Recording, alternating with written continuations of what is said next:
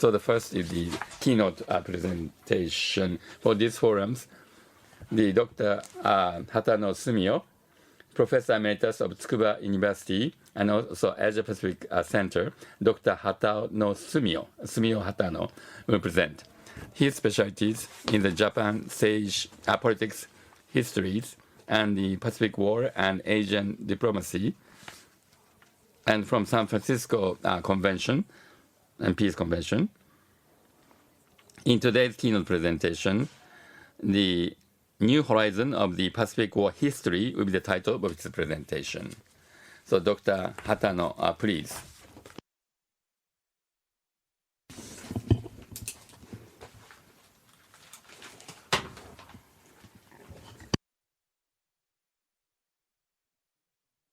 Good morning.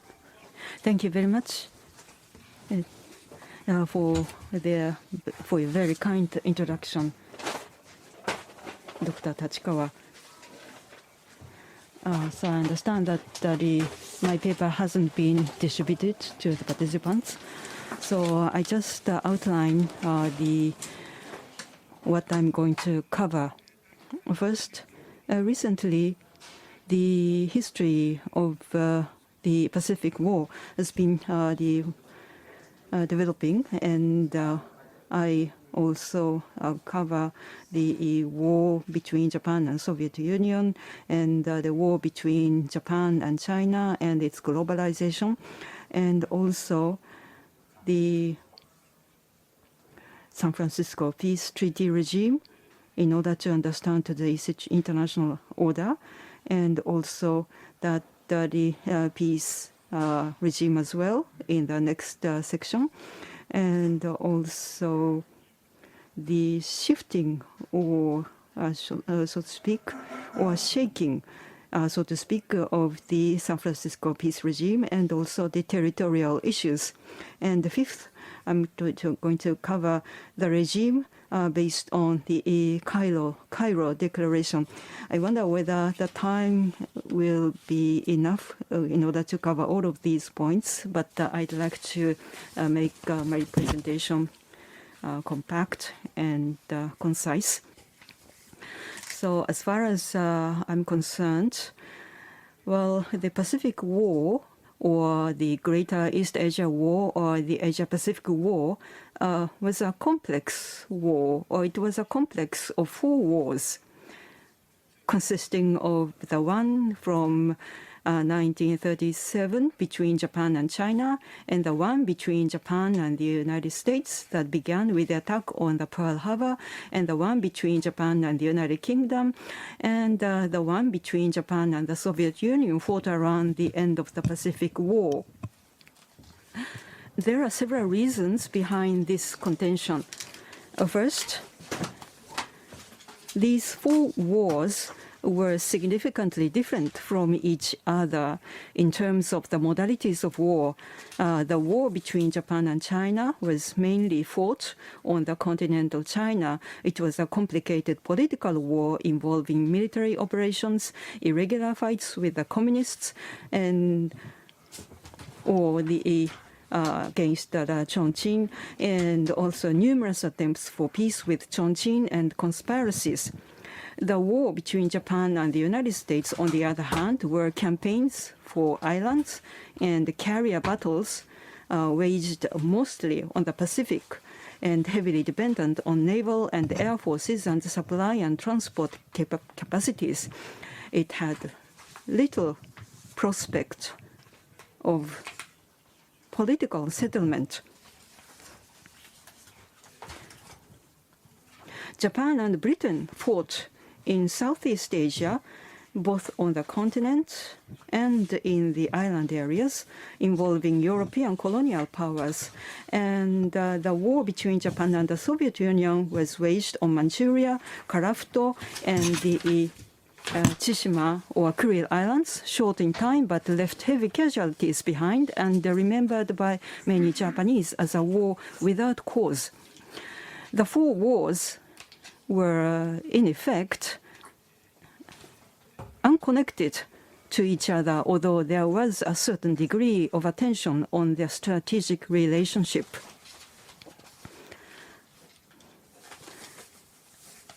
the four Allied powers barely maintained unity, but each fought in different theaters, and each had been left with different historical legacies or negative vestiges since the end of the war.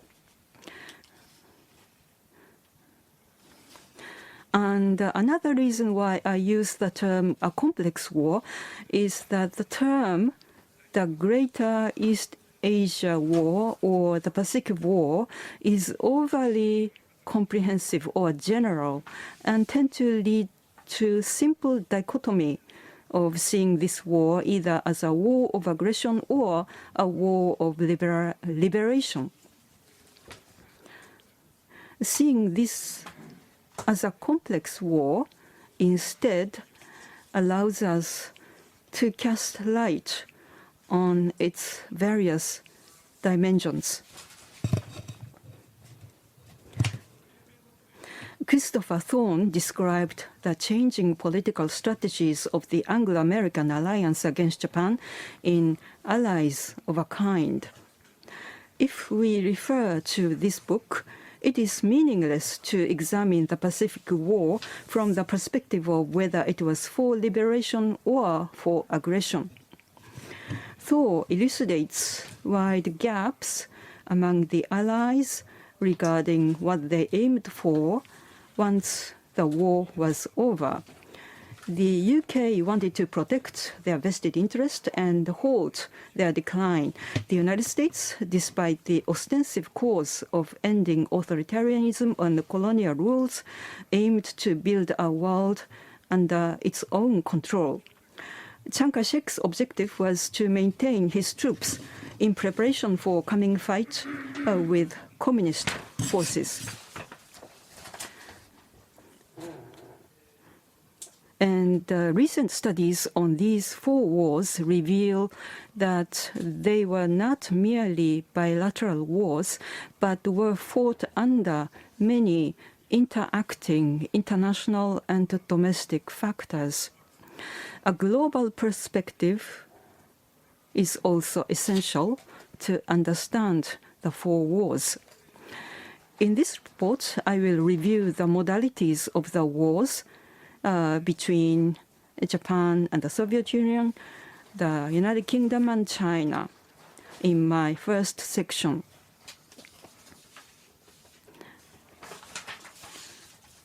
In order to understand them from the global perspective.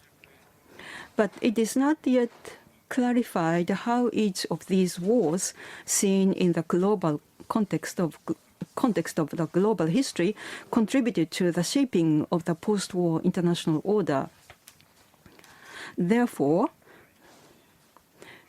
in the third section in my presentation, I will discuss the different views of international orders between Japan and the United States on one hand and China on the other, and what those differences mean for the framework of international order in Asian history. The first, I briefly look at the war between Japan and the Soviet Union and the Japan between the United Kingdom. Recently, studies of war have been making significant advance in the war between Japan and the Soviet Union. These studies make us realize that this war was not simply a bilateral war in a limited area of Northeastern Asia, with its geographical expanse and effects on the post-war East Asian international regional order. This war demands a renewed approach from multifaceted global perspectives. The U.S. military assistance to the Soviet Union under the Lend-Lease Act began after the Soviets' war with Germany broke out.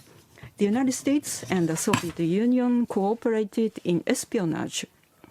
These continued U.S. supports to the Soviet Union made the Japan-Soviet War a global war involving major powers.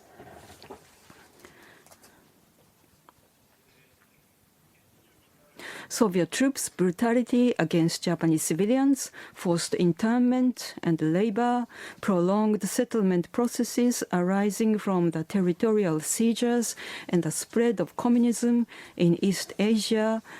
All of these were major consequences of the Japan-Soviet War. They stand in the way of shaping a stable international order in post-war Asia. According to Albert Wedemeyer, the most costly strategic failure of the United States in the Far East was its insistence on the Soviet Union joining the war against Japan. So for the United States as well, the Soviets joining the war has been recently less and less seen a valuable factor. The war between Japan and the United Kingdom also drawn attention in the context of discussing imperialism and global history, because colonialism was one of the issues. The Japan-UK rivalry began to intensify when Japan started to threaten the British interests in China as the Japan-China War dragged on. The tension rose at around 1938. The tension rose as Japan threatened British economic interests south of the Yangtze River, or the concessions in Shanghai and Tianjin.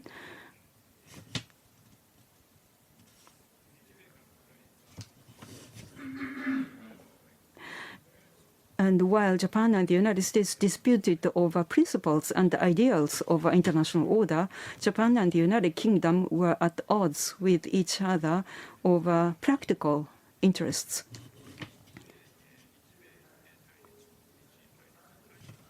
So they were, in a way, very contrasting.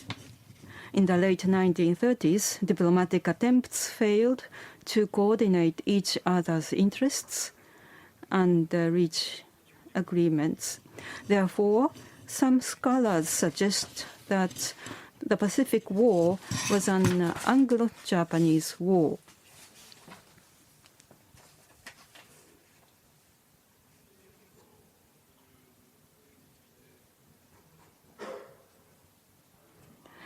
And Japanese public opinion and some private organizations espousing Pan-Asianism regarded the United Kingdom as the chief obstacle to what they call a new East Asian order, and launched a large-scale anti-British campaign in the summer of 1939. Although their impact on the diplomatic negotiations were curbed, this anti-British campaign became a major political movement extending to areas under colonial rule and neighboring Asian countries. And in the Japanese domestic politics, this anti-British campaign helped stifle pro-British views in policy-making processes to promote coordination among the Axis powers. This anti-British campaign subsided in Japan in the period leading up to the beginning of the war, but it developed into a core ideology of Pan-Asianism extending to the peripheries of the Imperial Japan and covering Western colonies and neighboring areas including Taiwan, Korea, China, India, and West Asia. It supported the independence movement in India and Burma, and it also influenced warlords in southwestern China who were not close to the national leadership. And also India and the Japanese army planned to launch a major military campaign against India and the Australia and New Zealand, although it ended up as quite a small scale operations.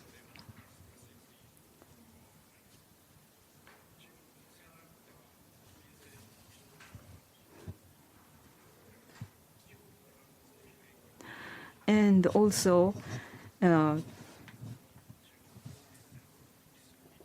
it also major impact on the operation of the Kuomintang government in the southwestern part of China. So in this way, the war between Japan and the United Kingdom in Asia was also a global in nature. The war between Japan and China began as a bilateral war and became part of the so-called Greater East Asia War for Japan after the war with the United States began. But for Chinese, its fight to resist Japan expanded from the mainland China to Southeast Asia or Burma. It also got global. As a recent scholarship confirmed. On the Chinese mainland, the devastating defeat of the Kuomintang army in the Operation Ichigo from February through December 1944, the largest ever army operation for Japan, produced decisive conditions for post-war East Asian order. Because, for one, it elevated the relative position of the Chinese communists in the fight against Japan,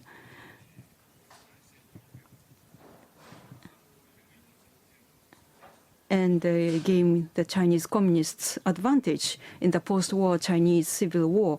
And secondly, the United States totally lost trust in the Kuomintang's ability to govern and trusted to the Soviets instead to join the war as an essential partner to defeat Japan.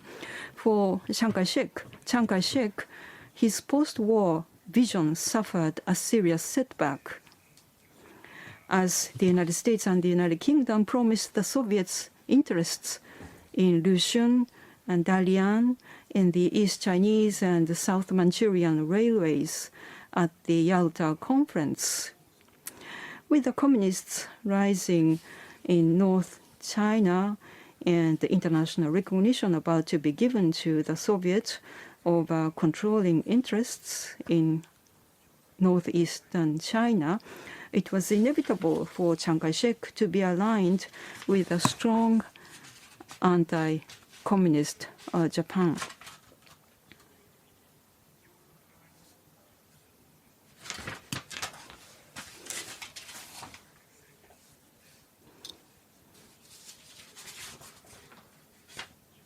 So for him,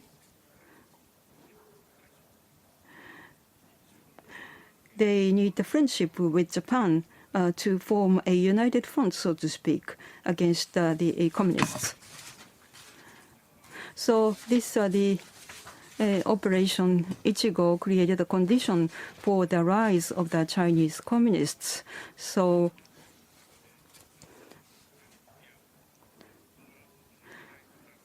how to face the communists would became a leading issue in the post-war East Asia as the Cold War unfolded in Asia.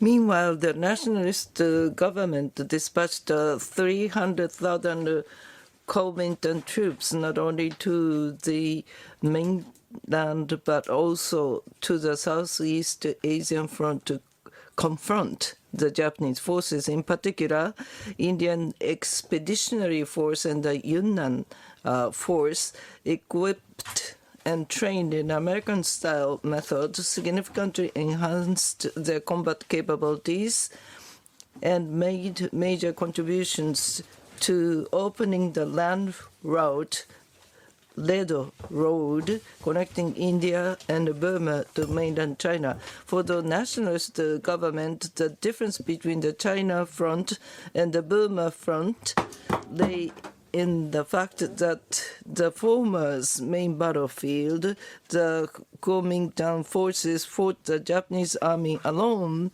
whereas on the latter, they fought in cooperation and coordination with allied forces of U.S. and Britain. Consequently, on the Burma front, they also had to be mindful of the political ambitions of the colonial powers.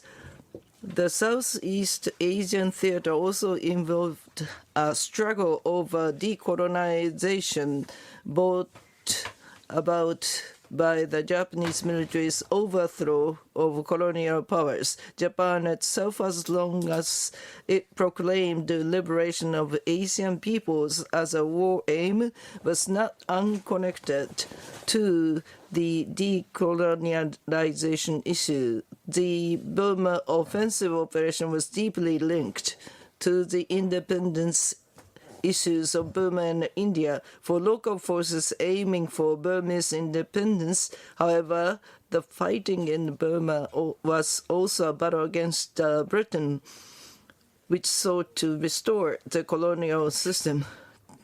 Kuomintang forces cooperating with the British Army were seen as forces complicit in this effort. Traditional research on the Sino-Japanese War positioned the Burma campaign like the war of resistance against Japan as part of the anti-fascist United States. There was no room for the perspective of the Sino-Japanese rivalry over colonialism.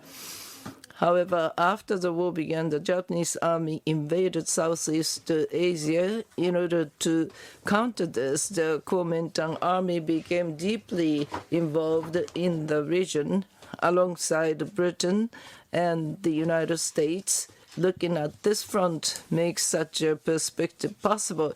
Chiang Kai-shek made the active support and guidance of the oppressed peoples of Asia one of the pillars of his post-war vision. In this respect, he was in agreement with President Roosevelt. However, with Roosevelt's death in April 1945, the idea of achieving independence through the trusteeship of Indochina was shelved, and the Truman administration came to accept the return of Britain and France to Southeast Asia. Amid these circumstances, after the Japanese Army's armed liberalization of Indochina in March 1945, the Kuomintang Army sought a position to oppose the Japanese Army and support the independence of Indo-Chinese peoples.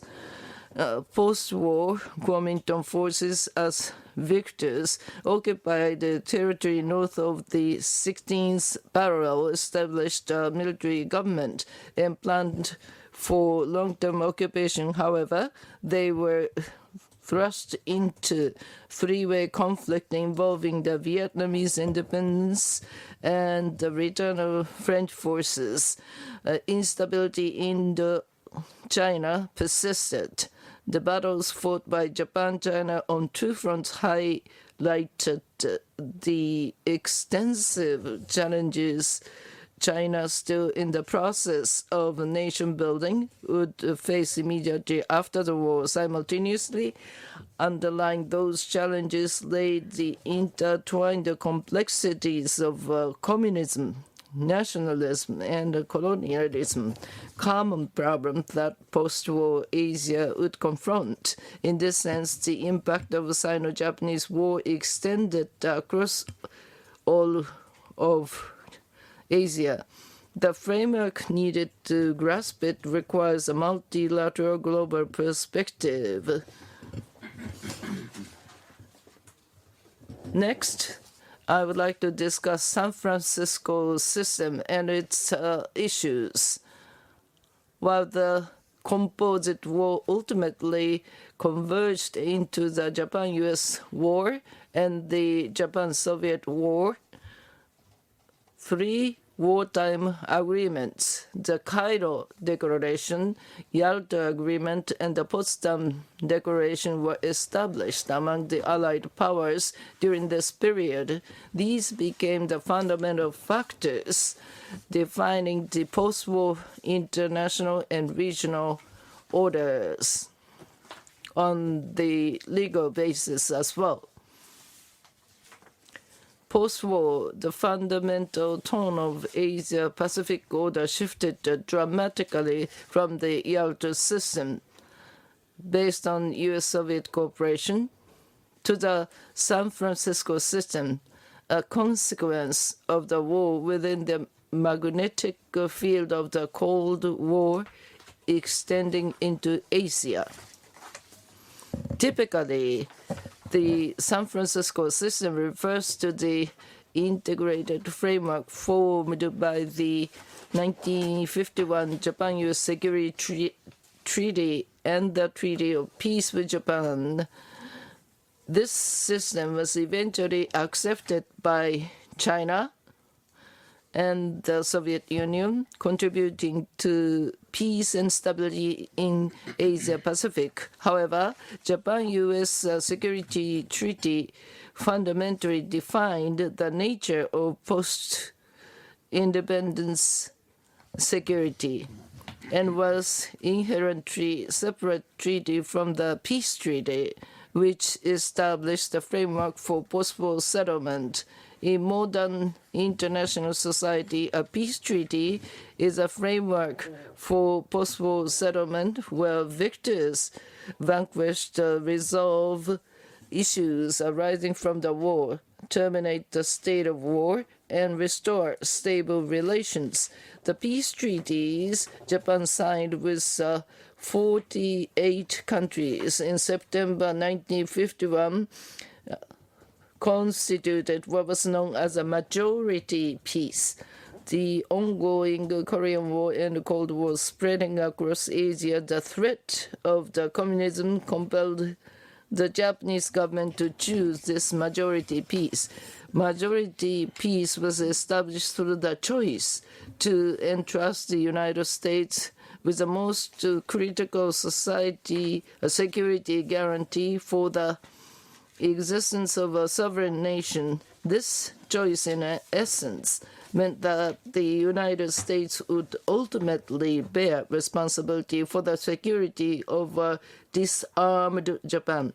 This was a master stroke that simultaneously reduced uncertainties in the Asia-Pacific region, satisfied neighboring countries seeking security guarantees against Japan, stemming from bitter memories of pre-war Japanese aggression, and resolved Japan's security in one fell swoop.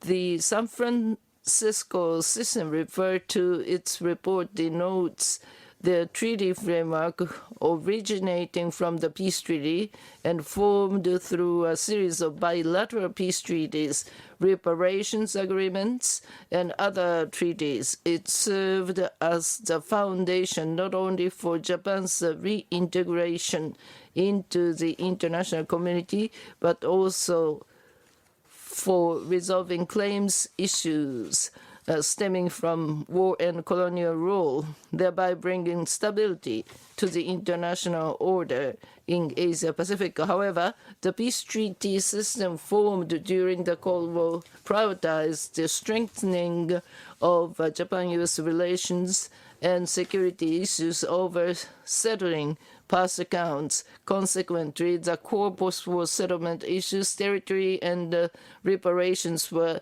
inadequately resolved.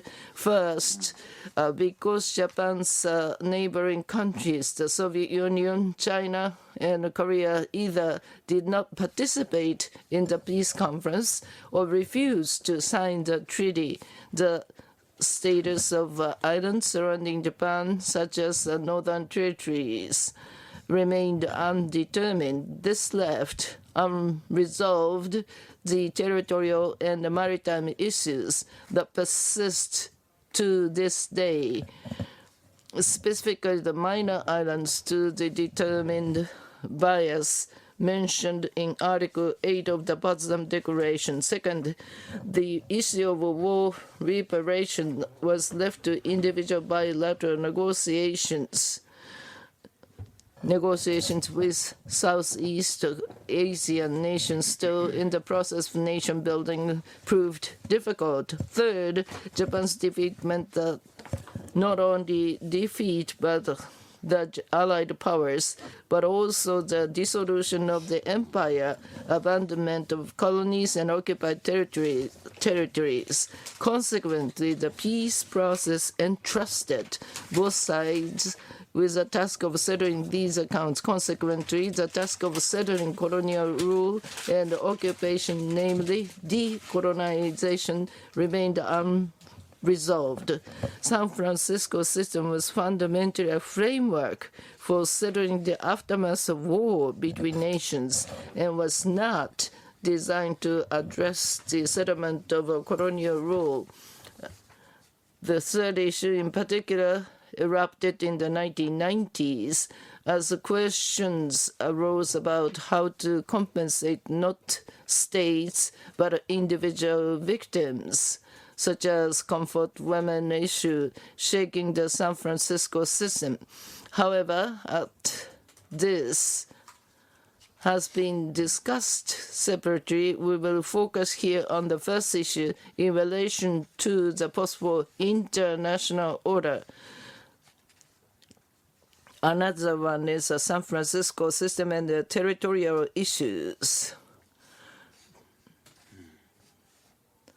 The wartime Allied agreements concerning territory and jurisdiction were the Atlantic Charter, Cairo Declaration, Yalta Agreement, and the Potsdam Declaration. Among these, Potsdam Proclamation, Article 8 stipulated territories to be retained by Japan, in contrast to the Cairo Declaration, which specified the territories to be taken from Japan. Instead, it says, the sovereignty of Japan shall be limited to the main islands of Honshu, Hokkaido, Kyushu, Shikoku, and such minor islands as we may determine. This provision existed due to the Yalta Agreement between US, UK, and USSR. The Yalta Agreement, published in February 1946, promised the Soviet Union the return of southern Sakhalin and the transfer of Kuril Islands. Clause 8 of the Potsdam Declaration served as the groundwork to utilize this promise in relations with Japan. After the Potsdam Declaration, the determination of the status of minor islands surrounding Japan was entrusted to the peace treaty neighbor negotiations among the Allied powers at the time. Based on the agreements among the Allied powers during the war, the treatment and the designation of territories were clear. Korea was to be independent, Taiwan was to remain part of China, and the Kuril Islands and southern Sakhalin was to be assigned to the Soviet Union. However, Article 2 of the final draft peace treaty in June 1951 only stipulated Japan's renunciation of sovereignty over Taiwan, the Kuril Islands, and southern Sakhalin and Korea without specifying their future status. Why was this decision made? Resolving the content of the countless peace treaty drafts prepared by the U.S. State Department since 1942 reveals that the initial drafts strictly adhere to wartime international agreements like Cairo and Yalta agreements. to clear border demarcations, thereby eliminating potential future disputes. However, when President Special Envoy John F. Dulles took charge of the peace treaty with Japan in May 1950, the drafts departed from Cairo and Yalta and were handled primarily based solely on the Potsdam Declaration's reason for this shift was complex, but the key factor was difficult to question whether the Soviet Union would participate in the peace conference, and if so, which of the two Chinas would be asked to join. In any case, that is prioritizing the stability of the post-war international order to avoid leaving seas of the future conflict, deliberated carefully, and ultimately left the status of all minor islands undetermined.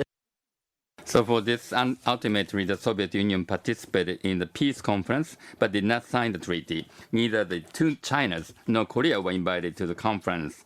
A significant portion of the reason for this can be attributed to the Dulles' judgment. Ultimately, the minor islands to be determined by us were decided solely based on the Potsdam Declaration, Article 8, and us meant none other than the United States.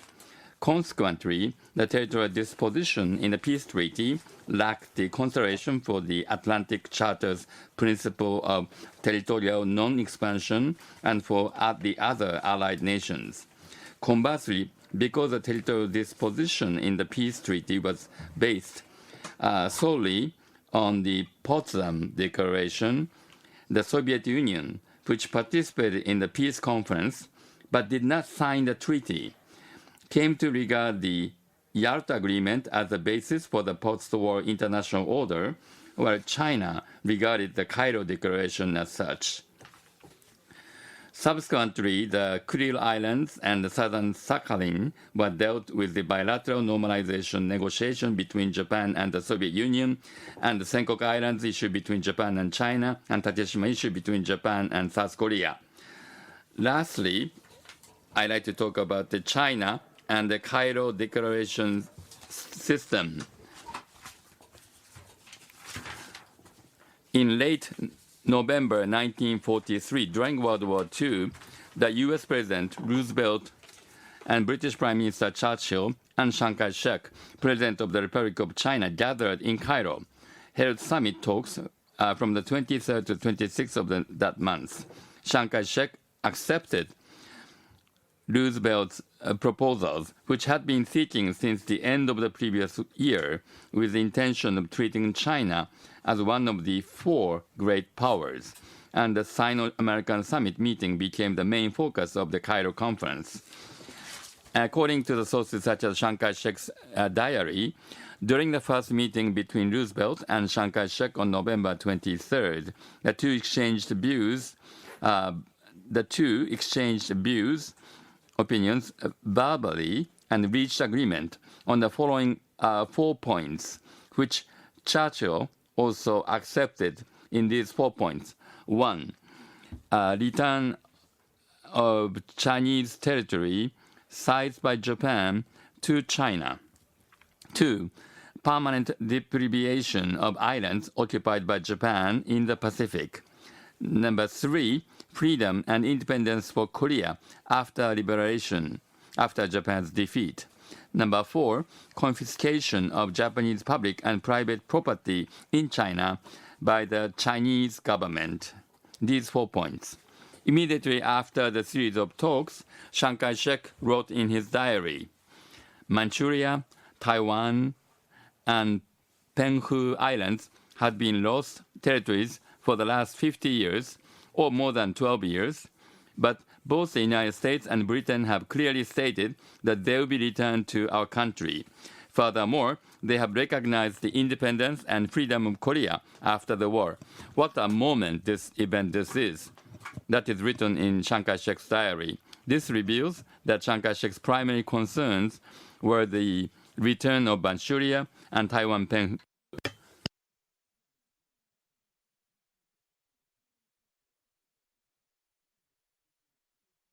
Chiang Kai-shek did not assert Chinese sovereignty. The main point of contention in the Sino-Japanese dispute over the Cairo Declaration is the sovereignty of the Senkaku Islands.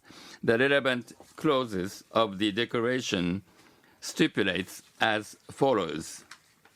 The purpose of the declaration is to deprive Japan of all islands in the Pacific which Japan has seized occupied since the beginning of the First World War in 1914 and return to the Republic of China all territories such as Manchuria, Taiwan, and Penghu Islands, which Japan had stolen from the Chinese people. And that has been stated. Although the Cairo Declaration was closer to the press release, lacking confirmed signatures from the three leaders, Article 8 of the US-UK-China Potsdam Declaration stipulated as follows. The terms of the Cairo Declaration shall be carried out. Consequently, the Beijing government and the Republic of China, which was not invited to the San Francisco Peace Conference, came to regard the Cairo Declaration as a legal framework defining the post-war regional order in Asia-Pacific. The Republic of China on Taiwan has also not invited to peace conference, but it concluded the Japan-China Peace Treaty 1951, modeled on the San Francisco Peace Treaty. And that was concluded in 1952. But during the negotiation process, Senkaku Islands were not a point of contention. On the other hand, Japanese government considered territorial matters to be definitely settled not by the Cairo Declaration, but by the San Francisco Peace Treaty. Article 2 of the treaty stipulates Japan's renunciation of territories, including Taiwan, the Penghu Islands, and Kuril Islands. However, the Japanese government interprets that the Senkaku Islands were not included among the territories renounced by Japan. This is because the Senkaku Islands, incorporated into Japanese territory by 1985 cabinet decision, were placed under U.S. administration as part of the Nansei Islands under the Article 3 of the Peace Treaty. However, they were included in the areas where administrative rights were returned to Japan under the Okinawa Reversion Agreement in 1972. And post-war attention to the Senkaku Islands from neighboring countries began in 1969 following a UN agency, ECAF, survey of the East China Sea that indicated potential oil reserves on the seabed north of Taiwan. In December 1971, Beijing government issued a statement by the Chinese Ministry of Foreign Affairs asserting that including Senkaku Islands in the returned area under the Okinawa Reversion Agreement constitute a bold challenge to China's territorial sovereignty, and the Senkaku Islands are an integral part of Taiwan. Furthermore, the statement asserted that Japan had stolen the Senkaku Islands during the First Sino-Japanese War, and in 1895 forced Qing government, Qing dynasty, to cede Taiwan and its affiliate islands through an unequal treaty, the Treaty of Shimonoseki. And an event in September 2012 reaffirmed the significance of the Cairo Declaration for China. This was the so-called Senkaku nationalization issue, where the Japanese Noda cabinet transferred ownership of the three islands in the Senkaku archipelago from private citizens to the state to manage them peacefully and stably to the state. Immediately thereafter, China published a white paper by the State Council. Diaoyu Islands are an inherited territory of China. September 25, 2012, diverse a general debate speech by the Chinese foreign minister at the UN General Assembly in 2012, and through outlets like the People's Daily, China launched fierce condemnation of the Senkaku nationalization. Many of the anti-Japan sentiment during the period presented two interpretations of the Cairo Declaration. One interpretation, like the aforementioned foreign ministry statement from the Beijing government, emphasized the seizure of Senkaku Islands in 1895. For example, in May 2013, Chinese Prime Minister Li Chan, clearly referring to the Senkaku Islands, stated regarding the Cairo Declaration, he says, it clearly stipulates that Japan must return to China, the islands it stole, including Northwest China, formerly Manchuria, and Taiwan. The assertion stems from a historical interpretation positioning the Cairo Declaration as an international document demanding a settlement for the aggressive war since the First Sino-Japanese War. Another argument points that the nationalization of the Senkaku Islands, which are China's inherent territory, they say, constitutes not only a violation of sovereignty, but also a challenge to the post-war order established by the Cairo and Potsdam Declaration, and a negation of the achievement of victory in the war against fascism. For China, the fundamental nature of World War II was nothing other than a battle between fascist forces and the United Front against fascism. As a member of the anti-fascist camp, i.e. the Allied powers, China undertook the war against Japan in the Asian region and led to the victory, thereby making the victory of the anti-fascist camp possible. Furthermore, China places great emphasis on the fact that as one of the four major Allied powers, US, UK, China, and the USSR, and it participated in the formation of the post-war order centered in the Cairo and Potsdam declarations. Furthermore, from the perspective that China's contribution to the anti-fascist war was also a contribution to the founding of the United Nations, China's role in establishing the UN is emphasized. The UN speech by China's foreign minister pointed out that nationalization of the Senkaku Islands openly denies the achievements of victory in the anti-fascist war and constitutes a serious challenge to the post-war international order and the spirit and principles of the UN Charter.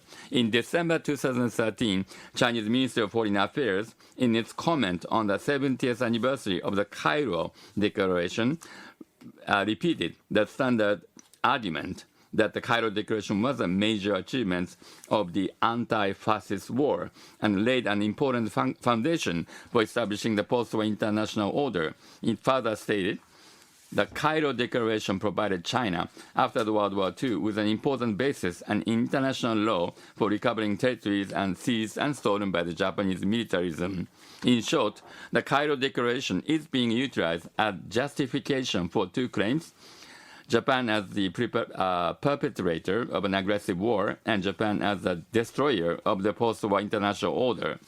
As Rana Mitter, China's Good War, Rana points out that current Chinese government, unable to find its own identity, continues to strive to politically exploit the memory of the victory from the Kuomintang era. In any case, regarding the positions on territorial issues, including the Senkaku dispute, China based its claims on the Cairo Declaration, while the Japanese government relies on the San Francisco Peace Treaty. While their starting points differ greatly, from Japan's perspective, China's interpretation of history appears heavily tied with the political and ideological overtones, and its interpretation of international law seems peculiar. The tendency is likely to intensify against the backdrop of China's growing power. In other words, while the US-led San Francisco peace system has dominated the international order in the Asia-Pacific region, China-led Cairo Declaration system, which is likely to gain increasing influence. Putin's Russia will also likely push harder to assert the legitimacy of the Yalta Agreement and the legal basis for the claims to Sakhalin and the Kuril Islands.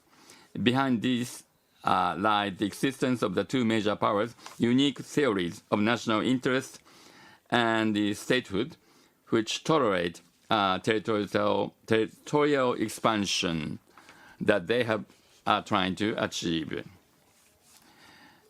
And that is what my idea of this situation. Sorry for speaking for a long time, and that concludes my presentation and report. Thank you for listening.